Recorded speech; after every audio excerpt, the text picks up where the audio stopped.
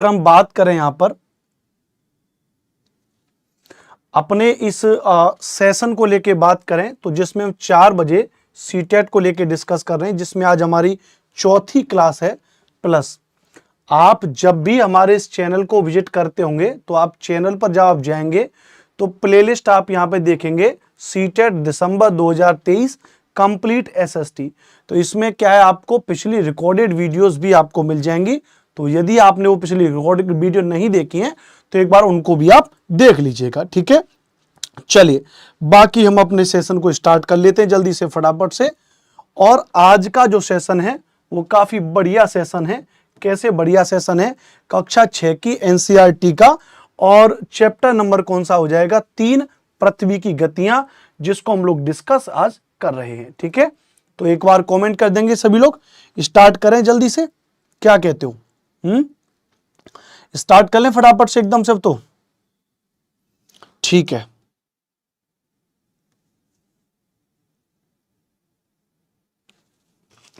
चलो तो स्टार्ट कर लेते हैं फटाफट से जल्दी से। सभी को गुड इवनिंग, सभी को नमस्कार, हर हर महादेव। तो पृथ्वी की गतियां, हमने कल आपको ब्रीफ में थोड़ा सा इसके बारे में समझाया था, पृथ्वी की गतियों के बारे में। तो अब हम इसको लेकर के आगे बढ़ेंगे और इससे बनने वाला जो पहला प्रश्न है, सबसे पहले उसी पहले प्रश्न को ही देखेंगे। तो आप जरा पहले प्रश्न के बारे में देखेंगे। भैया सर आप पीडीएफ नहीं देते हैं, बिल्कुल पीडीएफ मिल जाएगी, आप परेशान मत होइए। समय नहीं मिल पा रहा है महादेव के उपासक जी, मैं आपको भेज दूंगा, ठीक है। आप तो महादेव के उपासक हैं, हमारे ईष्ट के उपासक हैं, मेरे इष्ट देव हैं शिवशंकर महादेव, तो आपकी बात को कैसे टाल सकते हैं हमें। चलिए नीचे दिए गए कथनों पर विचार करिए। Consider the statement given below. पृथ्वी का अपने अक्ष पर घूमना घूर्णन कहलाता है। कह रहा है the rotation of the earth on its axis called rotation. दूसरा कह रहा है भैया यहां पर कि पृथ्वी की सूर्य के चारों ओर एक स्थिर कक्षा में गति को परिक्रमण कहते हैं, स्थिर कक्षा में गति को। तो निम्नलिखित में से कौन सा कथन सत्य है। हमने कल आपको बताया था पृथ्वी की 2 गतियां हैं। पृथ्वी की एक है घूर्णन गति, पृथ्वी की एक है परिक्रमण गति। घूर्णन गति वह गति है जब पृथ्वी अपने अक्ष पर ही घूमती है, और परिक्रमण गति वह गति है जिसमें पृथ्वी सूर्य के चारों ओर एक निश्चित कक्षा में, एक स्थिर कक्ष में, स्थिर ऑर्बिट में, एक ऑर्बिट कह सकते हैं, और उसमें परिक्रमा लगाती है। तो इसके अगर देखा जाएगा तो दोनों ही कथन इसके सही उत्तर हो जाएंगे। पहला और दूसरा दोनों क्या हो जाएंगे भैया, इसके सही उत्तर हो जाएंगे। इस बात को याद रख लीजिएगा, इस बात को यहां पे समझ लीजिएगा। बोलो क्लियर है। सर अगस्त का सीटेट का आंसर की कब आएगा, अभी इसके बारे में कुछ कह नहीं सकते हैं, निश्चित तौर पे जल्दी आपको देखने को मिलेगा, ठीक है। चलिए दूसरे सवाल के बारे में बताएंगे जल्दी से। आज क्लास के लास्ट तक आप लोग बने रहिएगा। क्लास के लास्ट में आज एक बहुत मोस्ट इंपोर्टेंट टॉपिक है, मैपिंग मानचित्र। कौन सा मानचित्र, वो वाला मानचित्र नहीं जो आप समझ रहे हो, मानचित्र जो एनसीईआरटी में दे रखा है, थीमेटिक मानचित्र, राजनीतिक मानचित्र, भौतिक मानचित्र, उससे जो सवाल पेपर में बनते हैं उनको भी मैं आपको लास्ट में कराऊंगा। तो ध्यान से समझने की कोशिश करिए, ठीक है। तो पृथ्वी अपने अक्ष पर कितने डिग्री तक झुकी हुई है, how many degrees in the earth tilted on its axis. तो आपको पता है भैया ए जवाब आ रहा है सभी लोगों का, तो इसका सही जवाब क्या हो जाएगा भैया, बिल्कुल सही है, 23.5 डिग्री पृथ्वी अपने अक्ष पे झुकी हुई है। और आप में से जो लोग भी नए जुड़ते जा रहे हैं वो एक बार क्या कर देंगे भैया, सेशन को लाइक कर दीजिए एक बार, और जिन्होंने भी अभी तक चैनल को सब्सक्राइब नहीं किया हुआ है सो क्या कर देंगे भैया, चैनल को आप सब्सक्राइब कर दीजिए, तो एकदम से आनंद आ जाएंगे, ताकि आपके पास में नोटिफिकेशन आता रहेगा, ठीक है।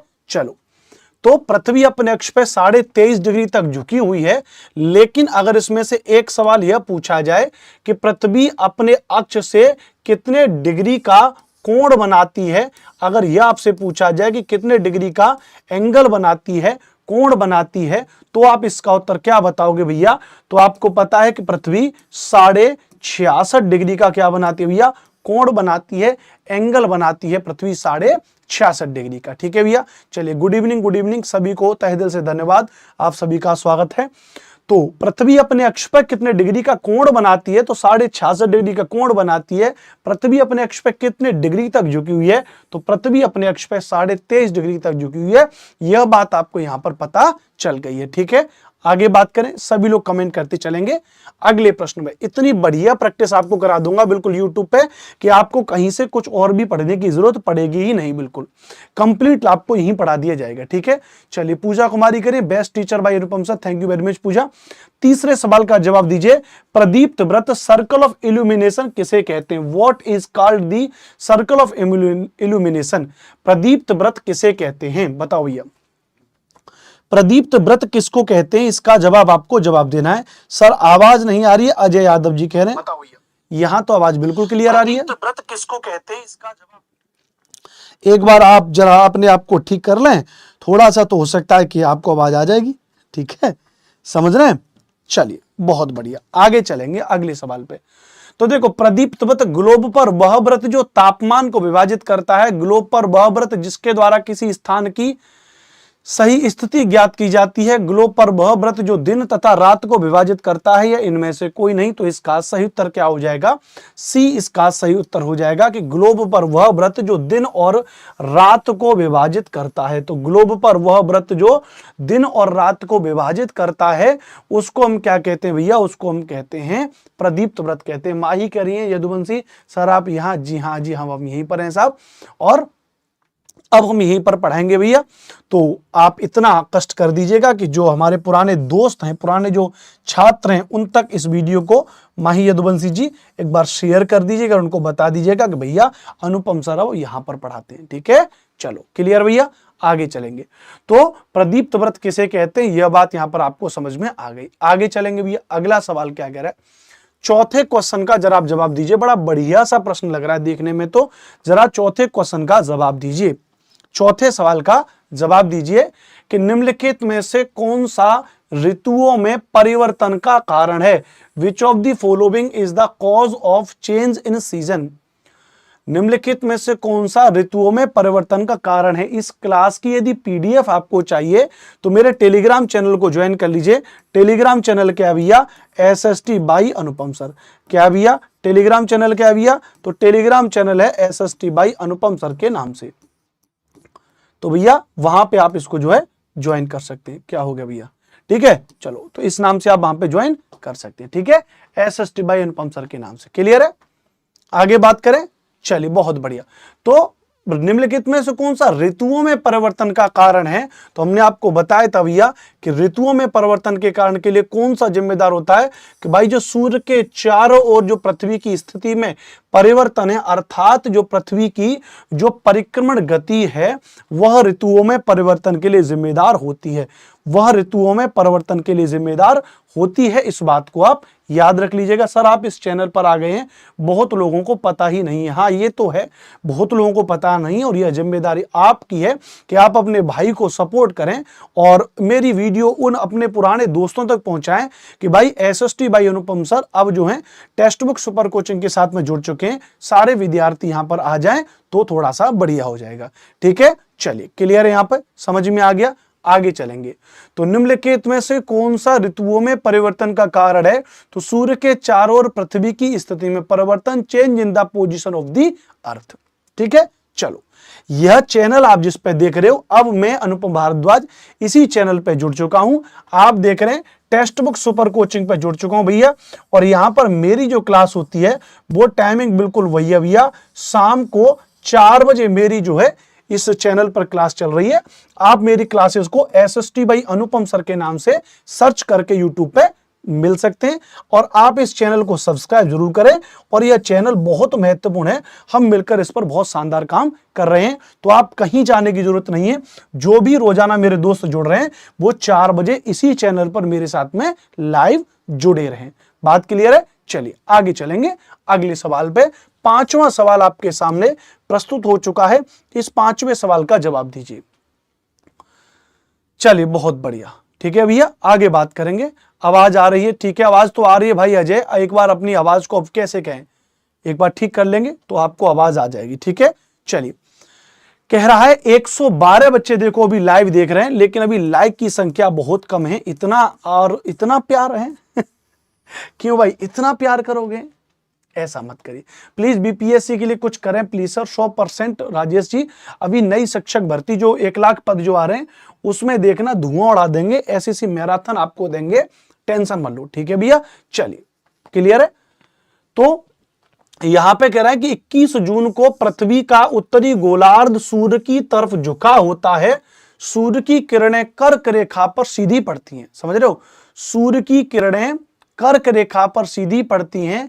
इसके परिणाम स्वरूप अधिक ऊष्मा प्राप्त होती है। इन क्षेत्रों में सबसे लंबा दिन तथा सबसे छोटी रातें होती हैं। पृथ्वी की इस अवस्था को क्या कहते हैं? अब इतना बड़ा पढ़ने की जरूरत ही नहीं। 21 जून कब होता है? जब उत्तरी गोलार्ध का सबसे बड़ा दिन होता है 21 जून को। 21 जून को क्या होता है? उत्तरी गोलार्ध पर सबसे बड़ा दिन होता है। उसको हम क्या बोलेंगे? तो उसको हम बोलेंगे मेरे प्यारे साथियों उत्तर अयनांत बोलेंगे। अगर बात करेंगे दिसंबर की बात करते, 22 दिसंबर की बात करते, तो दक्षिणी गोलार्ध का सबसे बड़ा दिन होता है जिसको दक्षिण अयनांत कहते थे। देखो पढ़े लिखे आदि बी जवाब दे रहे, अरे क्या होगा है? क्या होगा आप लोगों का? मेरी तो यही समझ में नहीं आ रहा, मेरी तो यही समझ में नहीं आ रहा क्या होगा आप लोगों का। मेरे दोस्तों ये तो बता दो मुझे कि हाँ सर ये माजरा है। इतना पढ़ाने के बावजूद भी आपके सवाल अगर गलत कमेंट हो रहे हैं तो ये बड़ी गंभीर समस्या है, इसको सही करिए भाई। 21 जून को उत्तरी गोलार्ध की तरफ अगर झुका होगा तो उत्तर अयनांत होगा, याद रख लीजिएगा। और 22 दिसंबर को दक्षिणी अयनांत होगा, ध्यान रख लीजिएगा। और 21 मार्च और 23 सितंबर को क्या होगा भैया? दिन और रात की स्थिति कैसे होती है? बराबर होती है? कब भैया? याद रख लेना। तो 21 मार्च और 23 सितंबर, तो 21 मार्च और 23 सितंबर को क्या होगा भैया? इस दिन क्या होगा? दिन और रात की अवधि बराबर होगी। क्या होगी भैया? दिन और रात की अवधि बराबर होगी। दिन और रात की अवधि बराबर होगी। क्या होगी? तो 21 मार्च 23 सितंबर को दिन और रात की अवधि बराबर होगी। और इसी घटना को हम लोग क्या कहते हैं? तो इसी घटना को हम लोग विषुव कहते हैं, इसी घटना को हम लोग इक्विनॉक्स कहते हैं, याद रख लीजिएगा, ठीक है। अच्छा, दूसरी बात, जो 21 जून का जो समय, 21 जून को उत्तरी गोलार्ध का सबसे बड़ा दिन होता है, ये भी याद रख लीजिएगा। क्या होता है? उत्तरी गोलार्ध का सबसे बड़ा दिन। तो उत्तरी गोलार्ध का सबसे बड़ा दिन होता है। तो उत्तरी गोलार्ध का सबसे बड़ा दिन अगर 21 जून को हो रहा है तो इसी को हम क्या बोलते हैं भैया? तो इसी को हम बोलते हैं उत्तर अयनांत बोलते हैं। क्या बोलते हैं? इसी को उत्तर अयनांत बोलते हैं। वहीं 22 दिसंबर की अगर हम बात करेंगे तो 22 दिसंबर को क्या होता है भैया? 22 दिसंबर को दक्षिणी गोलार्ध का सबसे बड़ा दिन होता है। क्या होता है? 22 दिसंबर को दक्षिणी गोलार्ध का सबसे बड़ा दिन होता है। क्या होता है भैया? 22 सबसे बड़ा दिन होता है। कब भैया? 22 दिसंबर को दक्षिणी गोलार्ध का सबसे बड़ा दिन होता है। और इसी को हम क्या कहते हैं मेरे प्यारे साथियों? इसी को हम दक्षिणी अयनांत भी बोलते हैं। क्या बोलते हैं इसी को? तो इसी को हम क्या बोलते हैं भैया? दक्षिणी अयनांत भी बोलते हैं। क्या कहते हो? समझ में आया कि नहीं आया बताओ सर? बताओ कि नहीं आया? मोनिका शर्मा जी कह रही है सर बता दो फलाना चैनल क्या ही छोड़ दिया। बस छोड़ दिया भैया, है बात नहीं बन रही थी, क्या करें भैया बताओ। चीजें अलग अलग थी इसलिए चीजों को छोड़ना बेहतर समझे, ठीक है। चलो क्लियर है। तो 21 जून को पृथ्वी का उत्तरी गोलार्ध जो है याद रख लीजिएगा सूर्य की तरफ झुका होता है। और ये पूरी पूरी कहानी आपके सामने आ चुकी है। बोलो क्लियर है? आगे बढ़े भैया बताओ। चारों चीज याद रख लेना, 21 मार्च और 23 सितंबर। ये बार बार इसीलिए कह रहा हूं क्योंकि यह चीज बहुत महत्वपूर्ण है। एक तो 21 मार्च बहुत ज्यादा महत्वपूर्ण है, एक 23 सितंबर बहुत ज्यादा महत्वपूर्ण है, 21 जून आपके लिए बहुत ज्यादा महत्वपूर्ण है और 22 दिसंबर आपके लिए बहुत ज्यादा महत्वपूर्ण है। इन चारों तिथियों को याद कर लो, ये चारों तिथियां आपके लिए बहुत ज्यादा महत्वपूर्ण हो जाएंगे। यह भी कंसेप्ट में उत्तर अयनांत, दक्षिण अयनांत और विषुव कई बार पेपर में पूछा गया है, याद रख लीजिएगा। बात क्लियर है? समझ में आ गया कि नहीं आ गया बताओ? समझ में आ रहा है कि नहीं आ रहा है? ये लाइक की संख्या जल्दी से 100+ काहे नहीं कर देते हो?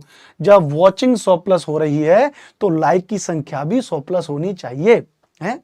राजेश ठाकुर जी कमेंट कर रहे हैं प्लीज सभी लोग लाइक करके सर जी को गुरु दक्षिणा दो। लेकिन क्या करें राजेश भाई, ये कलयुग के शिष्य हैं, ये कलयुग के शिष्य हैं, यह गुरु दक्षिणा देना नहीं जानते हैं। ये तो उल्टा चाह रहे हैं कि गुरु से कुछ और मिल जाए, हैं? गुरु से कुछ और मिल जाए, हैं? समझ रहे हो? इसका पीडीएफ कहां मिलेगा? अंजर आलम जी कह रहे हैं टेलीग्राम चैनल हमारा ज्वाइन कर लीजिए, SSTY अनुपम सर के नाम से वो टेलीग्राम चैनल है, वहां पर आपको इसकी पीडीएफ भी मिल जाएगी। ठीक है, चलिए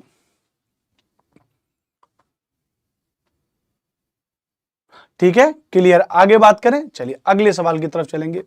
छठवां सवाल, दक्षिण अयनांत के संदर्भ में नीचे दिए गए कथनों पर विचार करिए with reference to the southern solstice consider the following statement. दक्षिण अयनांत के संदर्भ में नीचे दिए गए कथनों पर विचार करिए। तो दक्षिण अयनांत में दक्षिणी ध्रुव सूर्य की ओर झुका होगा, बिल्कुल सही बात है। सूर्य की किरणें मकर रेखा की पर तरफ सीधी पड़ेंगी, सही बात है। दक्षिणी गोलार्ध पर छोटे दिन लंबी रात होंगी, ये बात गलत है।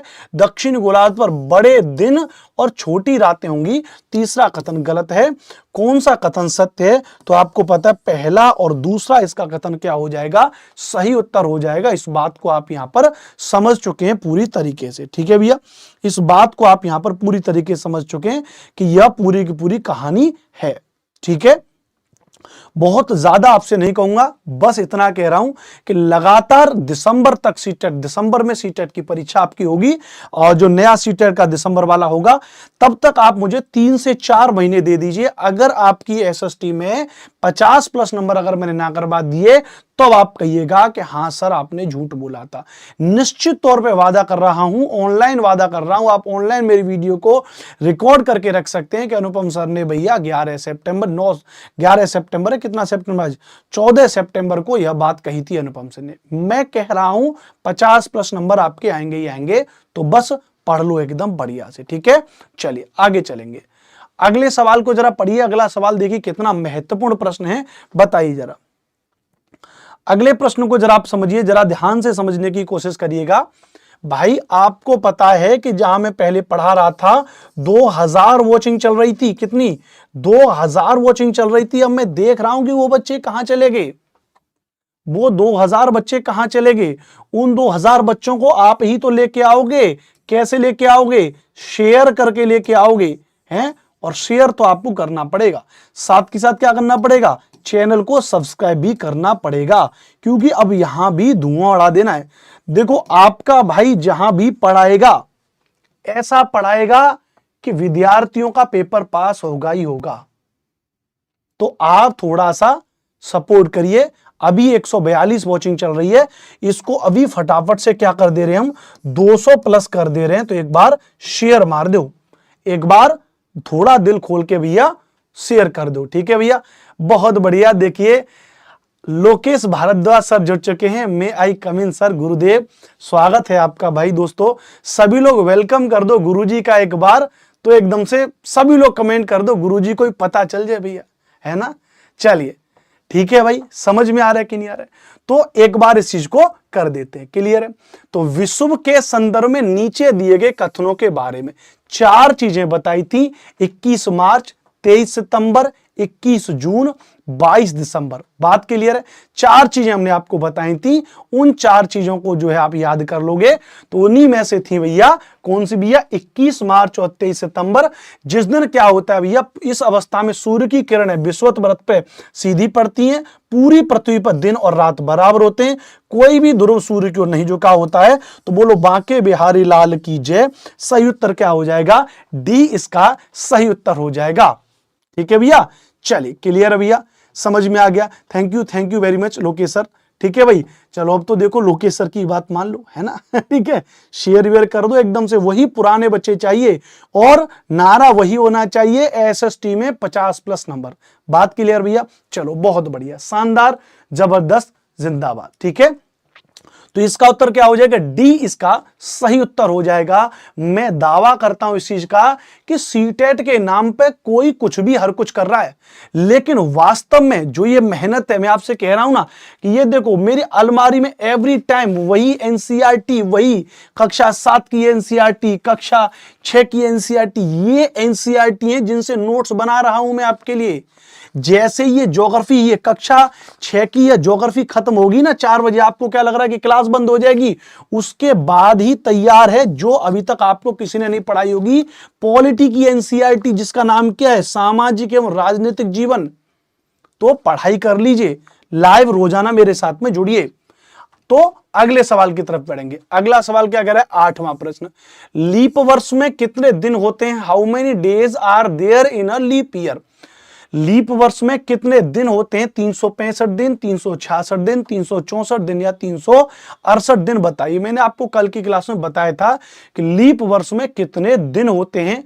पृथ्वी जब सूर्य की परिक्रमा जब करती है तो पृथ्वी सूर्य की परिक्रमा 365 दिन और 6 घंटे में करती है, लेकिन हम इन 6 घंटे को कंसीडर नहीं करते, छोड़ देते हैं, और यही 6 घंटे 4 साल में 6 6 6 6 मिलके 24 घंटे बन जाते हैं, और 24 घंटे का मतलब होता है एक दिन। इसलिए प्रत्येक 4 साल के बाद जो साल होती है वो 365 दिन की नौकर के 366 दिन की हो जाती है। बात क्लियर है? श्वेता भारती जुड़ चुके हैं, एसएसटी व inform sir, thank you Shweta.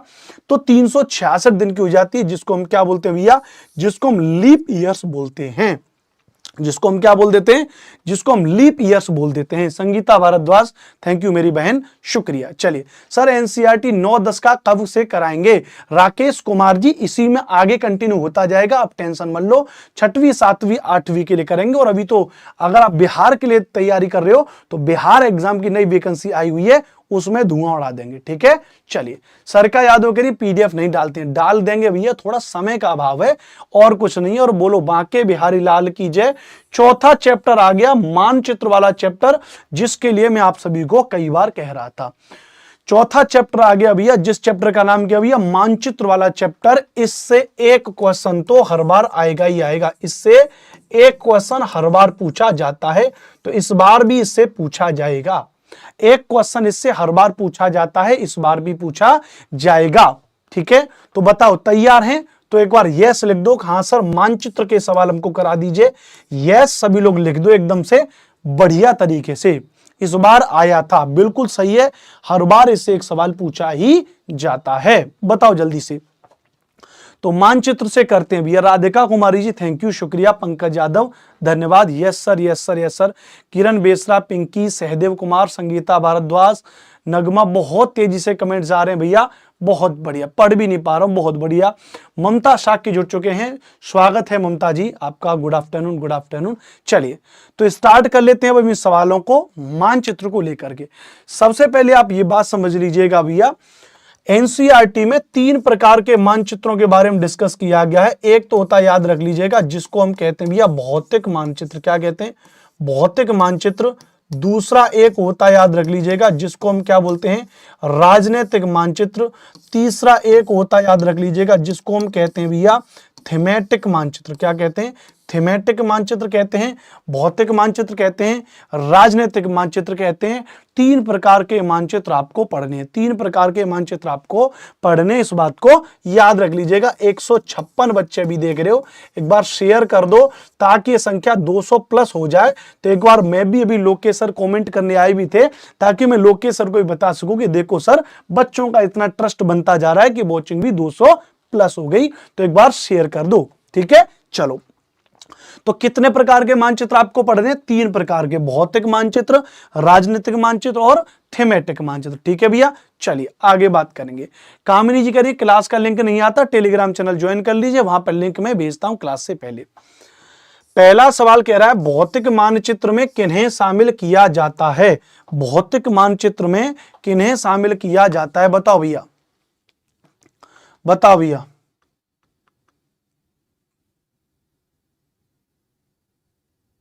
ठीक है, बताओ भैया। पिंकी कह रही है, सर जब हमें उष्ण कटिबंध समझना हो तो बच्चे को किस किस सामग्री के। एक बार पिंकी ऑफलाइन कमेंट कर देना, अभी मैं पढ़ नहीं पा रहा हूं आपके कमेंट को, लेकिन एक बार आप ऑफलाइन कमेंट कर देना, ठीक है। कोई नहीं, सोनू सुल्तानिया जी स्वागत है आपका। चलिए, बहुत बढ़िया।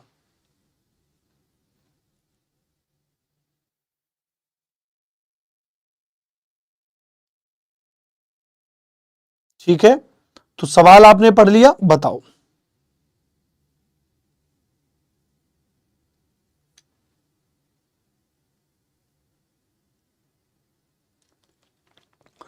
तो कह रहा है भैया, यहां पे सवाल के बारे में अगर बात करेंगे, ध्यान रख लीजिएगा, तो क्या कह रहा है? प्रश्न कह रहा है भैया कि भौतिक मानचित्र तो ऐसा मानचित्र जिसमें पर्वत, पठार, मैदान, महासागर, देश या राज्यों की सीमा, ये इसमें शामिल नहीं करेंगे भैया।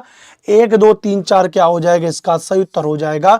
तो सी क्या हो जाएगा भैया इसका सही उत्तर हो जाएगा, याद रख लीजिएगा क्या हो जाएगा, सी इसका क्या हो जाएगा सही उत्तर हो जाएगा। तो भौतिक मानचित्र में किन्हें शामिल किया जाता है, सी इसका सही उत्तर हो जाएगा, भौतिक मानचित्र में इसे शामिल किया जाता है। ठीक है भैया, क्लियर बताओ, आगे चलेंगे। चलो अगला सवाल। अब जैसे भौतिक मानचित्र को एक बार पढ़ लेते हैं, थ्योरी में, इंग्लिश में कहते हैं फिजिकल में। पृथ्वी की प्राकृतिक आकृतियों जैसे पर्वतों, पठारों, मैदानों, नदियों, महासागरों इत्यादि को दर्शाने वाले मानचित्रों को भौतिक या उच्चावच मानचित्र कहते हैं।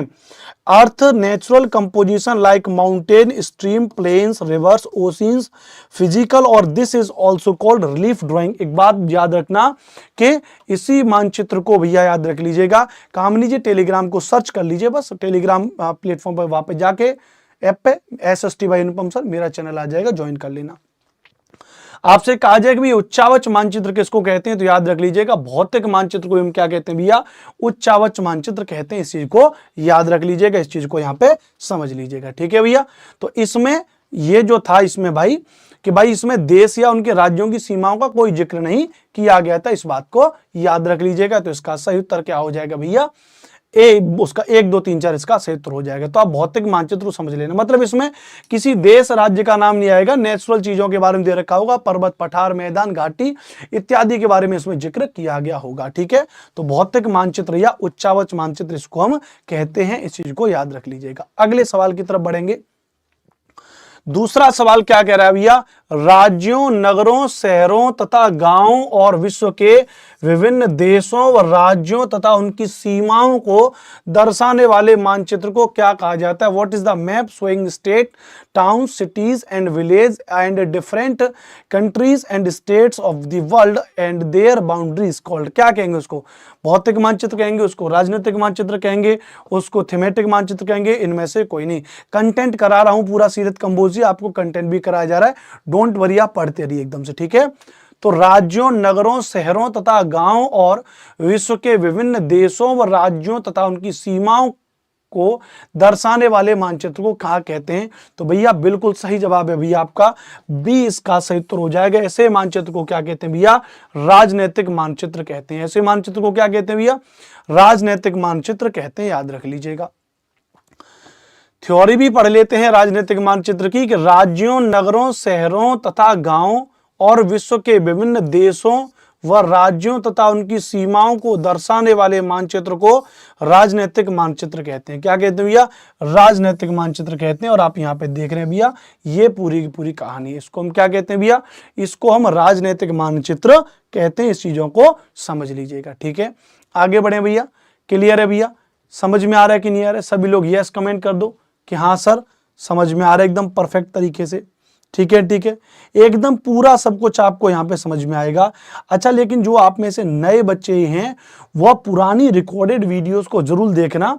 मैंने आपके लिए प्लेलिस्ट जो है वीडियो के डिस्क्रिप्शन में लगा रखी है, ताकि आप वहां से क्या देख सकते हो भैया, रिकॉर्डेड वीडियोस भी देख सकते हो। ठीक है, चलो अगले सवाल का जवाब दीजिए। अगला सवाल आपके सामने क्या कह रहा है, अगले सवाल का जवाब दीजिए। अगला सवाल कुछ नहीं है भैया, अगला सवाल तो ये है भैया कि इस चैनल को तो सब्सक्राइब कर लेना है और सेशन को कर देना है लाइक, प्लस अपने जो दोस्त हैं पुराने उनको क्या कर देना है भैया, शेयर कर देना है, याद रख लीजिएगा। और मेरी 3 क्लास पहले इस चैनल पे हो चुकी है भैया, और जिनको आप सर्च कर लोगे SST बाय अनुपम सर के नाम से। ठीक है, चलो आगे बढ़ेंगे भैया, मतलब चैनल को थोड़ा सपोर्ट जरूरी है, सब्सक्राइब और लाइक बहुत जरूरी है। कितनी तारीख को शुरू हुई क्लास, बस 3 दिन पहले क्लास शुरू हुई है, बताओ। अब तीसरे सवाल का जवाब दो, थीमेटिक मानचित्र में किसे किसे शामिल किया जाता है। थीमेटिक मानचित्र में किसे किसे शामिल किया जाता है, सड़क मानचित्र, वर्षा मानचित्र, वन तथा उद्योगों के वितरण दर्शाने वाले मानचित्र। थीमेटिक मानचित्र में किसे किसे शामिल किया जाता है, सड़क मानचित्र, वर्षा मानचित्र, वन तथा उद्योगों के वितरण दर्शाने वाले मानचित्र। बताओ 1 और 2, 2 और 3, 1 और 3 या उपरोक्त सभी। थीमेटिक मानचित्र में किसे किसे शामिल किया जाता है,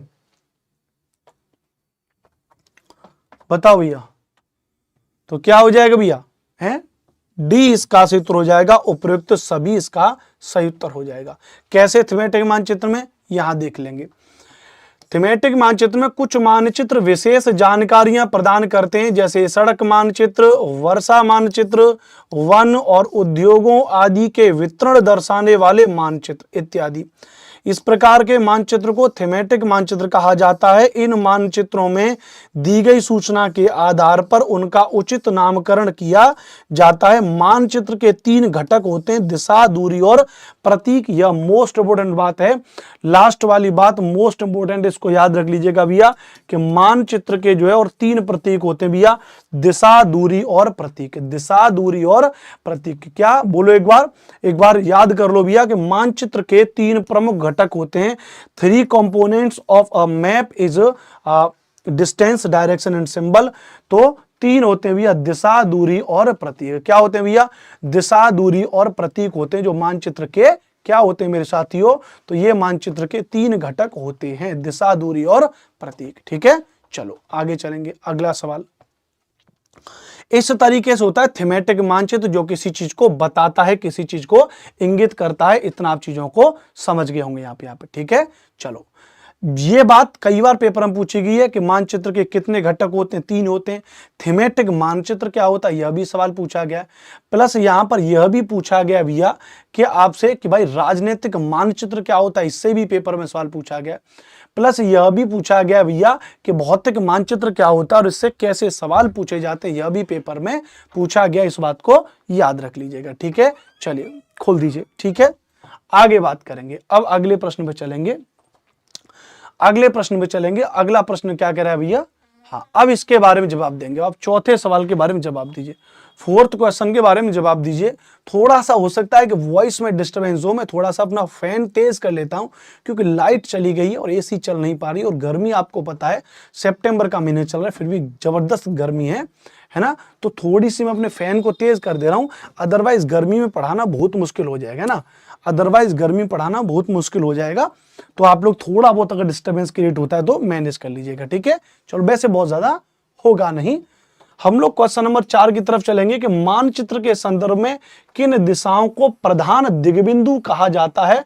मोस्ट इंपोर्टेंट प्रश्न है भैया, मोस्ट इंपोर्टेंट प्रश्न है, यह आपके पेपर में जरूर पूछा जाएगा कि मानचित्र के संदर्भ में किन दिशाओं को प्रधान दिग्बिंदु कहा जाता है। नहीं सर, अच्छी आवाज आ रही है, चलो ठीक है, थैंक यू वेरी मच, शुक्रिया। ओके ठीक है सर, एक वीडियो पूरा ऑल देश के कैपिटल के बारे में बना दीजिएगा। ठीक है सहदेव कुमार जी, इसको कर देंगे।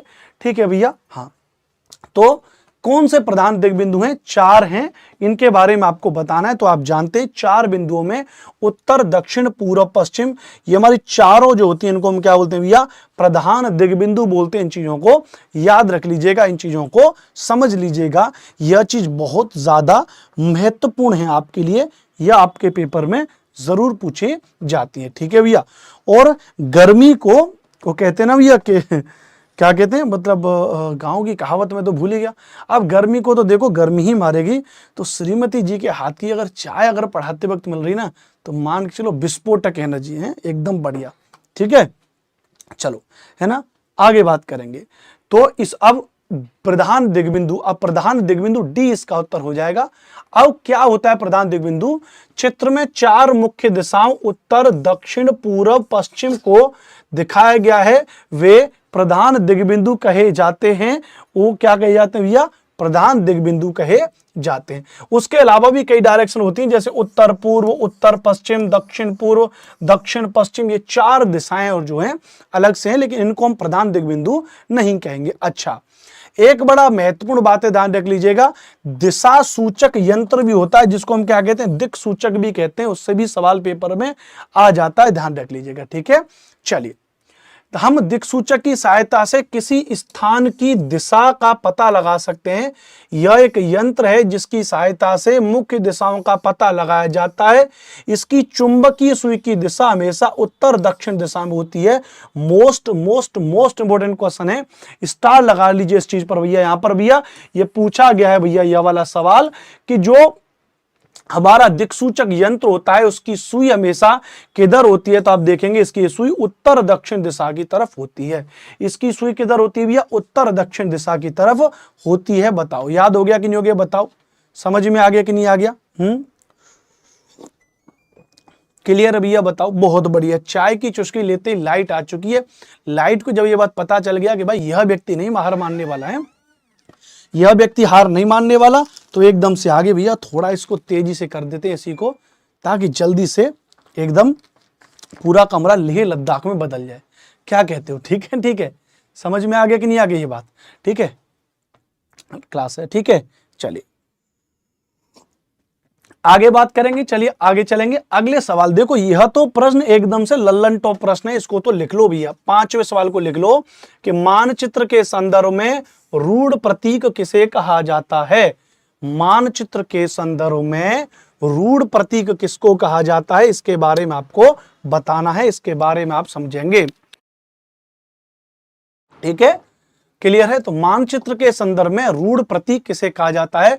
What is called the orthodox symbol with reference to the map. मानचित्र के संदर्भ रूढ़ प्रतीक, जिन प्रतीकों के उपयोग के संबंध में अंतरराष्ट्रीय सहमति हो, जिन प्रतीकों के उपयोग के संबंध में राष्ट्र स्तर से सहमति हो, जिन प्रतीकों के द्वारा प्राकृतिक स्वरूपों को दर्शाया जाता हो, या उपयुक्त सभी। बताओ क्या इसका सही जवाब हो जाएगा? क्या इसका सही जवाब हो जाएगा? बताओ भैया कि भैया मानचित्रों के संदर्भ में कौन सी बात सही है। मुझे लगता है कि आज का मेरा आंकड़ा ऐसा ही चला जाएगा। आज मैंने आपसे कहा था कि भैया एटलीस्ट कम से कम आज 200 वॉचिंग तो होनी चाहिए, लेकिन आप लोगों ने शेयर नहीं किया। भैया कैसे काम चलेगा? बताओ भैया, बताओ कैसे काम चलेगा? समझ में नहीं आ रहा।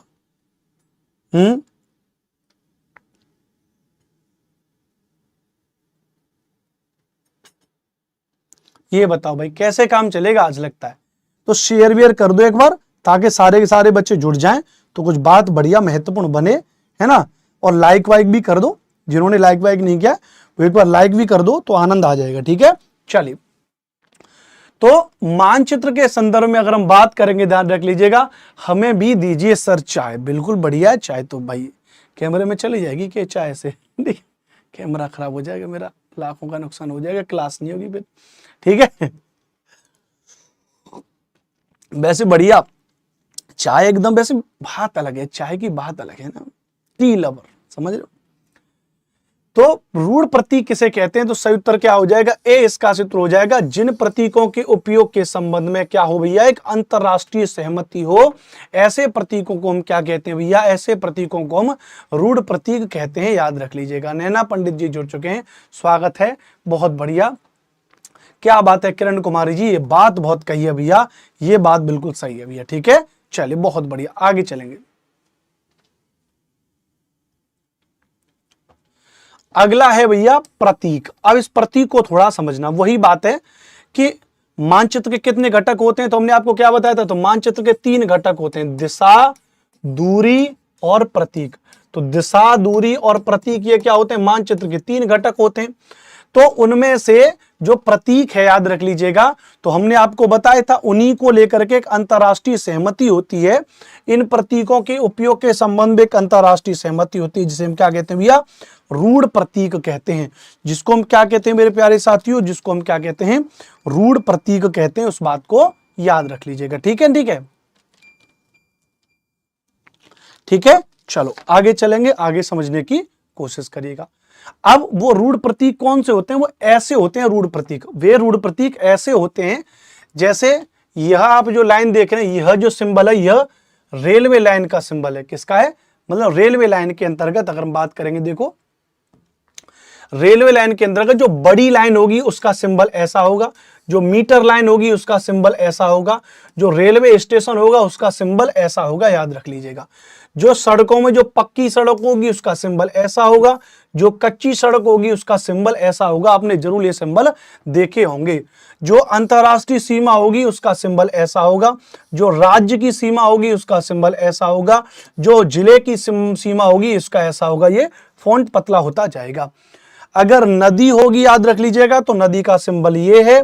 कुआं, तालाब का सिंबल ये कुआं का सिंबल है डार्क, ये तालाब का सिंबल है। नहर और पुल, तो ये नहर का संबंध है, ये पुल का। याद रख लीजिएगा, समझने की कोशिश एक बार करिएगा। मंदिर गिरजाघर, तो मंदिर का संबंध ये है, गिरजाघर ये है, यह हमारी क्या हो जाएगी मस्जिद, यह हमारी क्या हो जाएगी छतरी। छतरी आप जानते हैं ना, किसी मृत व्यक्ति की याद में बनाया गया कोई भी एक स्मारक क्या कहलाता है भैया, छतरी कहलाता है, याद रख लीजिएगा, छपरी नहीं, है ना, पता चले छपरी कहने लग जाओ, छतरी। दूसरा पोस्ट ऑफिस, पोस्ट एवं टेलीग्राफ ऑफिस, ये पोस्ट ऑफिस, पोस्ट और टेलीग्राफ ऑफिस और पुलिस स्टेशन याद रख लीजिएगा, ठीक है। बस्ती की बात करेंगे तो बस्ती का सिंबल यह होता है। कब्रिस्तान से बात करेंगे तो कब्रिस्तान यह होता है। पेड़ की बात करेंगे, घास की बात करेंगे, पेड़ का सिंबल ये होता है और घास का सिंबल ये होता है। इस बात को याद रख लीजिएगा, इस बात को समझ लीजिएगा। एक बार आप इन चित्रों को थोड़ा सा समझ लीजिए, जब तक मैं जरा थोड़ा सा चाय की चुस्की और ले लेता हूं। आप थोड़ा इन सिंबल को समझिए, ये आपके पेपर में निश्चित तौर पर पूछे जाएंगे भैया, ठीक है, ठीक है, बताओ।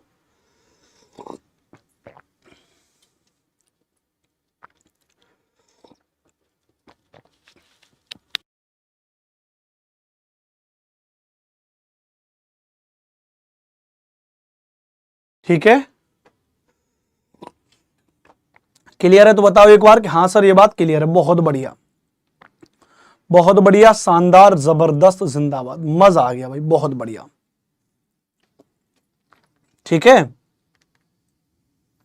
चलो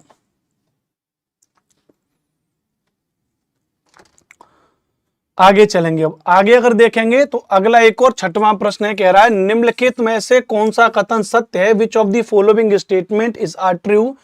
जो मानचित्र पैमाने पर आधारित न होकर याददाश्त और स्थानीय प्रेक्षण पर आधारित होते हैं उन्हें रेखा चित्र मानचित्र कहते हैं। बिल्कुल सही बात है। एक छोटे क्षेत्र का बड़े पैमाने पर खींचा गया रेखा चित्र खाका कहलाता है, यह भी बात सही है भैया। तो एक और दो दोनों कथन इसके क्या हो जाएंगे, सही हो जाएंगे। अब इसको समझाने की तो बहुत ज्यादा मुझे लगता है नीड भी नहीं है, इसको बहुत ज्यादा समझाने की क्या नहीं भैया, नीड भी नहीं है, आप खुद में भी इसको समझ सकते हो, ठीक है। बताओ क्लियर है, बोलो क्लियर है, यहां तक ये बात समझ में आ गई कि नहीं आ गई। और एक बार आज की तो क्लास में आपने नहीं सुना, लेकिन कम से कम दोस्तों को बुलाना, शेयर करना, बोले भाई अनुपम सर एसएसटी पढ़ा रहे हैं, दिसंबर सीटेट के लिए गड़बड़ा जाएगा मामला। समझ रहे हो, समझ रहे हो, चलो बहुत बढ़िया, ठीक है भैया। अब आ गया हमारा एनसीईआरटी का 5वां चैप्टर। अब आ गया हमारा कौन सा भैया, अब आ गया हमारा एनसीईआरटी का 5वां चैप्टर, जिसका नाम है पृथ्वी के प्रमुख परिमंडल। क्या नाम है, पृथ्वी के प्रमुख परिमंडल। यह एक 5वां चैप्टर है। टोटल हमारे कितने अगर हम बात करेंगे तो यह तो 5वां चैप्टर हम पढ़ेंगे अब, यानी अब तक हम 4 चैप्टर पढ़ चुके हैं। टोटल हमारे पास कक्षा 6 की एनसीईआरटी में कितने चैप्टर हैं, तो टोटल हमारी कक्षा 6 की एनसीईआरटी में अगर हम यहां पर बात करेंगे तो यह हमारे जो हैं 1 2 3 4 5 6 7 और 8। पुरानी एनसीईआरटी की बात करेंगे तो 8 और नई एनसीईआरटी की अगर बात करेंगे तो 1 मिनट, हाँ पुरानी एनसीईआरटी की अगर हम बात करेंगे भैया तो उसमें कितने हो जाएंगे, 8 चैप्टर हो जाएंगे, जो कोविड-19 से पहले की एनसीईआरटी थी। कोविड-19 के बाद की एनसीईआरटी में बात करेंगे तो उसमें केवल उन्होंने 6 चैप्टर रखे हैं। चैप्टरों को लगातार वो कम करते जा रहे हैं, लेकिन हम जो आपको पढ़ाएंगे भैया वो पुरानी एनसीईआरटी के हिसाब से पढ़ाएंगे। आपका क्लास पहली बार देख रही हो, चलिए किरण कुमारी जी स्वागत है। तो कमेंट करके यह जरूर बताना भैया कि यह क्लास आपको कैसा लगा, यह भी एक बार कमेंट करके बताना। तो इसमें से हम कितने पढ़ चुके हैं, तो इसमें से हम 4 चैप्टर हमारे यहाँ पर ये पढ़ चुके हैं। और देखो मानचित्र वाला जो चैप्टर है वह मैंने आज आपको करा दिया है, लेकिन अगर आप नई एनसीईआरटी में अगर देखोगे यहाँ पे अगर आप नई एनसीईआरटी में देखोगे तो यह चैप्टर अच्छा है, ये मानचित्र वाला तो है ना, तो कौन सा नहीं है, अच्छा ये वाला हटा दिया है, पृथ्वी के प्रमुख स्थल रूप, और ये 8वां चैप्टर, दोनों चैप्टर हटा दिए। तो कल हमारा जो 5वां चैप्टर होगा पृथ्वी के प्रमुख परिमंडल, पृथ्वी के प्रमुख परिमंडल, ये हमारा 5वां चैप्टर है, इसको हम कल की क्लास में पढ़ेंगे। अपना ध्यान रखिए, पढ़ते रहिए और ऑफलाइन कमेंट करके ये बात जरूर बताना कि क्लास आपको कैसी लगी। और रिकॉर्डेड ध्यान रख लीजिएगा, प्लेलिस्ट बनी हुई है चैनल पे, उस प्लेलिस्ट पे जा करके क्लिक जरूर करके बाकी की वीडियो देख लीजिएगा। चैप्टर वाइज में आपको पढ़ा रहा हूं, ठीक है भैया। चलो थैंक यू वेरी मच, जय हिंद। कल आपसे फिर से आपसे मुलाकात करेंगे, तब तक आप सभी अपना ध्यान रखिएगा। नमस्कार, राम राम।